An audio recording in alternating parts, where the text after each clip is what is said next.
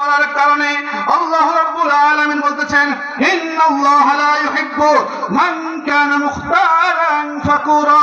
যে সকল মুসলমান বান্দা বান্দীরা এতিমদেরকে ভালোবাসে না, মিসকিনদেরকে ভালোবাসে না, আত্মীয়স্বজনকে ভালোবাসে না, প্রতিবেশীদেরকে ভালোবাসে না, আল্লাহ তাআলা বলতেছেন ওই সকল লোক হচ্ছে অহংকারী লোক, ওই সকল লোক হচ্ছে গর্বিত লোক। আমি আল্লাহ তাআলা মুখতালান ফাকুরা স্পষ্ট করে বলে দিলাম এর চেয়ে তার স্পষ্ট করার মতো আর কোনো দলিল থাকতে পারে না।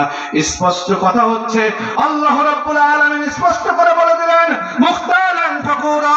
আল্লাহ তাআলা ওই সকল অহংকারী গর্বিত ব্যক্তিদেরকে ভালোবাসেন না। তাহলে বলুন তো দেখি, সমাজের মধ্যে যারা এতিম রয়েছে, মিসকিন রয়েছে, তাদেরকে ভালোবাসতে হবে না হবে না? হবে কিনা বলেন? হবে কিনা? প্রিয় হাজিরিন, ভালো করে শুনে রাখুন, কিসের সম্পদের বড়াই করেন, কিসের অহংকার করেন? আজকে আপনার এই শক্তিটা কোথা থেকে আসছে বাবা? কোথায় পেয়েছেন? প্রিয় হাজিরিন, রাসূল করিম সাল্লাল্লাহু আলাইহি ওয়াসাল্লাম বলে দিয়েছেন,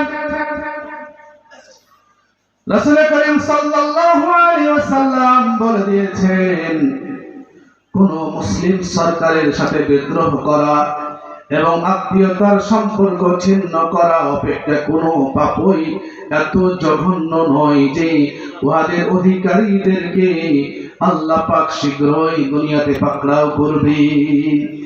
অর্থাৎ এই হাদিস দ্বারা রাসূল করিম সাল্লাল্লাহু আলাইহি সাল্লাম বলতেছেন, যারা এই দুনিয়ার জমিনে আত্মীয়তার সম্পর্কটা কি করে? ছিন্ন করে দেয়। করে না? অনেকে করে কিনা বলেন? অনেকে বলেন, অনেকে করেন। পিতামাতার সাথে সম্পর্ক ছিন্ন করে দেয়, প্রতিবেশীর সাথে সম্পর্ক ছিন্ন করে দেয়। ছিন্ন করার কারণে রাসূল করিম সাল্লাল্লাহু আলাইহি ওয়াসাল্লাম বলেছেন দুনিয়ার জমিনে এর চাইতে নিকৃষ্ট পাপ আর হতে পারে না। আমরা কিন্তু হর হামেশায় বিভিন্ন লোকের সাথে সামান্য ঝগড়া করে বছরের পর বছর, মাসের পর মাস আমরা কি কথাবার্তা বলি না?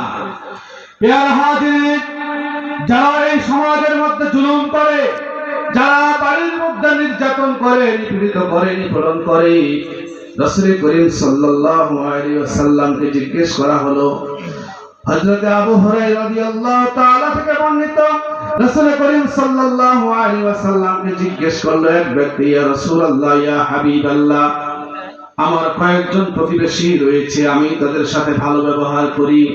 কি করি? ভালো ব্যবহার করি, অথচ তারা আমার সাথে খারাপ ব্যবহার করে।